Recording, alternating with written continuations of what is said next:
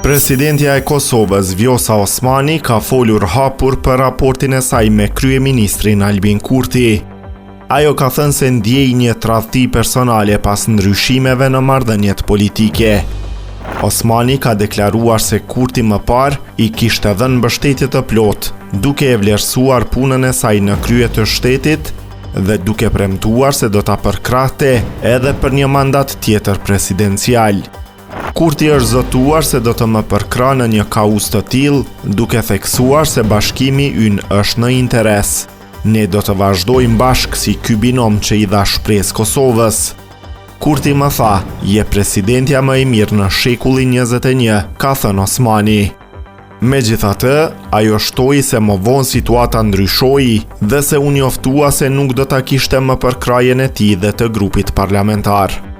Kur u qartësua se ka shanse që unë të zgjidhem, nga kryeministri Kurti erdhi një vlerësim se grupi parlamentar dhe ai personalisht nuk e përkrahin kandidaturën time. E kam pranuar si fakt, si të vërtet, ka deklaruar Osmani në një intervistë me Qimpekën.